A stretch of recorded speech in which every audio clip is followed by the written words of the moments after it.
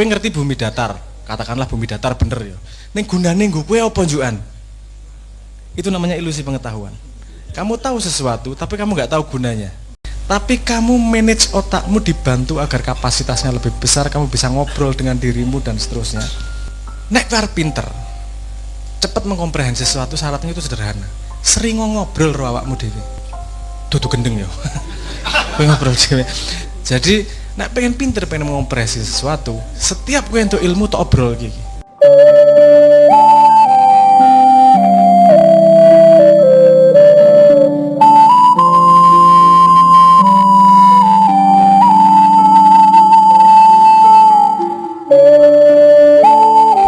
Kalau kamu mau riset problem tentang organisasi, termasuk badan ini yang namanya organisasi badan ini, ada yang disebut sebagai archetype problem. Hanya ada beberapa jenis problem tertentu. Dan salah satu problem yang ada di situ adalah yang disebut sebagai problem firefighting. Firefighting problem itu artinya gini, ketika dalam sistem ada sebuah problem, solusinya harus selalu dari luar. Ketika solusinya harus dari luar, berarti sistem itu sendiri tidak sehat sebenarnya. Karena solusinya sebenarnya harusnya memperbaiki sistem itu sehingga tidak keluar masalah, bukan pakai bantuan dari luar. Karena ketika dia butuh bantuan dari luar, sistem itu sebenarnya tergantung pada sistem dari luar, kan gitu. Nah, salah satu contohnya. Nah, saya pengen, ya saya tadi ngomong KPK kan itu, karena tidak bisa menghadapi masalah korupsi, makanya butuh bantuan KPK. Saya kira KPK korupsi juga, butuh KPK 2, KPK Perjuangan. KPK Perjuangan korupsi mereka butuh, itu tidak akan selesai itu.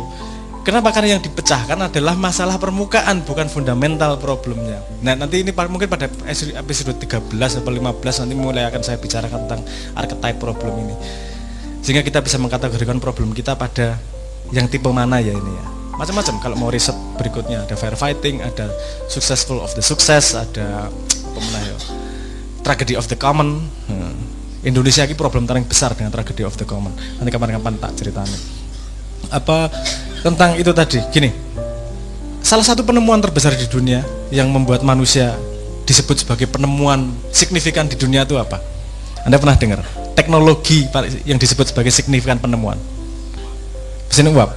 Sebelum itu jauh. Sepeda. Anda tidak membayangkan kenapa kok sepeda? Konversi penambahan kekuatannya lipatnya luar biasa banyak. Ngontel sawer melakukannya aduh. Jadi amplifikasi terhadap modal dasar manusia menjadi besar. Itu yang kemudian dianggap sebagai garis teknologi tenanan gitu, karena dia mengamplifikasi kemampuan manusia dengan signifikan. Yo mesin uap iyo, tapi disian pit saat durung disian sepeda sebelum mesin uap. Gitu. Jadi yang disebut sebagai teknologi advance salah satunya adalah sepeda. Kekuatanmu sudah dibantu oleh teknologi, benar nggak? Cangkemmu wis dibantu oleh teknologi sekarang dengan telepon dan seterusnya. Utekmu wis dibantu teknologi terus. Kuwi bantu utekmu kok. Itu kamu bertanya, itu firefighting. Kamu punya masalah, cari solusi di luar. Tapi kamu manage otakmu dibantu agar kapasitasnya lebih besar, kamu bisa ngobrol dengan dirimu dan seterusnya. Itu apakah teknologi sudah membantu? Kan belum. Nek kowe arep pinter, cepat mengkomprehensi sesuatu, syaratnya itu sederhana. Sering ngobrol karo awakmu dhewe. Dudu gendeng ya. Kowe ngobrol dhewe. Kowe tau ora ngobrol karo awakmu dhewe? Tak tembak rayo, yo tak tembak ning ngene. Tapi kan yo ora apa-apa. Sering sambat. Oh, sering sambat dhewe. Sambat dhewe. Sering enggak ngobrol sama dirimu sendiri? Nah, orang semakin sering ngobrol dengan dirinya pada topik-topik yang kamu pengen pahami, itu akan kamu mendalamkan pemahamanmu terhadap topik itu. Karena gini, ada yang namanya ilusi pengetahuan. Ini yang paling berbahaya. Ilusi pengetahuan adalah ketika kamu baca, kamu merasa paham. Wah, ngerti aku. Tapi kamu belum tahu gunanya informasi itu untuk apa. Kowe ngerti bumi datar, katakanlah bumi datar bener ya. Ning gunane nggo kowe apa njukan? Itu namanya ilusi pengetahuan. Kamu tahu sesuatu, tapi kamu nggak tahu gunanya. Jadi kayak pengepul tok. Itu tidak akan membantu otakmu, tidak akan membantu jalan keluarmu. Jadi, nek pengen pinter, pengen mengompresi sesuatu, setiap kowe entuk ilmu tok obrol iki. Nggo apa ya? Iki kenapa seperti ini ya? Kenapa dia benar? Itu pertanyaan yang paling jarang ditanyakan. Kalau kamu dengar sesuatu yang menurutmu benar, tanyakan, kenapa itu benar? Obrolan akan mulai. Kenapa itu benar? Jari ini salah, jari ini benar, dan seterusnya. Akan memproses. Nah, memproses itu membantu utek untuk koyok olahraga. Ototnya jadi gede, otot uteknya gampangnya gitulah. Kalau dari teori biologi kayak gini, mielinmu jadi tambah gede itu di situ karena dipakai terus sinyalnya antara akson sama dendritnya. Haji kerapal tuh aku ngeri karena otakku kerep tangguh soalnya. Jadi akan update terus otaknya. Tapi kan gini, otak itu atas sadar paling cuma 5-8%, bawah sadarnya itu 90% lebih. Atas sadarnya dalam 1 detik mampu memproses 50 bit, bawah sadarnya mampu memproses 11 juta bit. Padahal untuk keluar dari jagat kecil kamu harus menggali dirimu sendiri, yaitu bawah sadarmu. Nah, saya pengen menggunakan teknologi agar kamu punya sistem untuk bisa menggali bawah sadarmu. Terus gue rasa mikir piye to menggali, enggak, daripada gue mumet gue tak kei wis dalam sehari 30 menit ngene tok. Wes. Itu senam kemudian otaknya. Senam tanpa sadar, kei setahun. Aku ani jamin nih. Nek gue melakukan itu dalam setahun, ilmu yang kamu dapatkan bisa kuliah 4 tahun itu. Ming syaratnya ngono tok, ada sistem yang berjalan. Nah, sing aku ngomong workshop itu, aku ngajari sistem agar gue punya perilaku, punya habit tertentu yang memang membantu bagaimana otakmu bekerja. Bukan kue njuk dadi mesti koyo pinter koyo Einstein, orang ono limitasi. Kabeh wong duwe bakat, termasuk utek. Bakate sepite 0,25 ya 0,25. Tapi paling ora kue bisa menggunakan itu secara maksimal kemudian.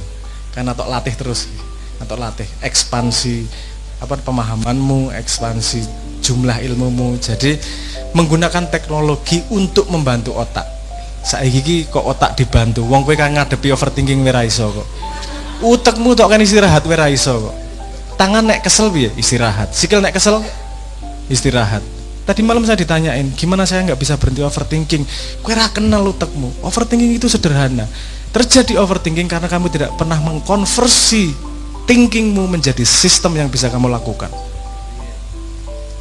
Kalau kamu bisa mengkonversi berpikirmu menjadi sebuah sistem yang bisa kamu lakukan tanpa harus berpikir lagi, off gue suka otakmu.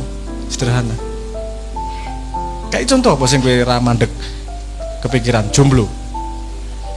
Oke, aku jomblo ya untuk pacar, Oke.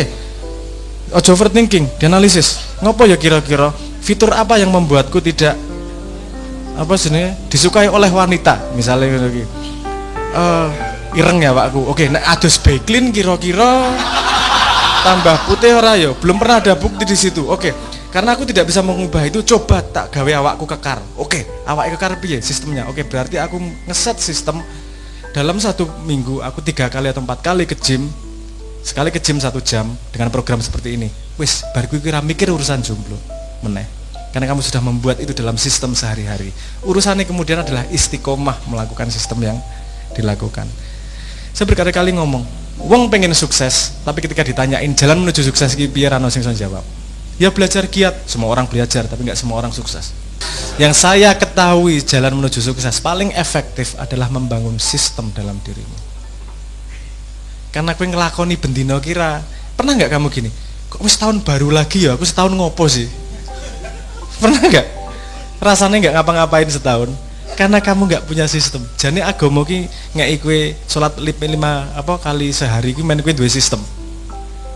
Paling ora ono sistem yang berjalan ki.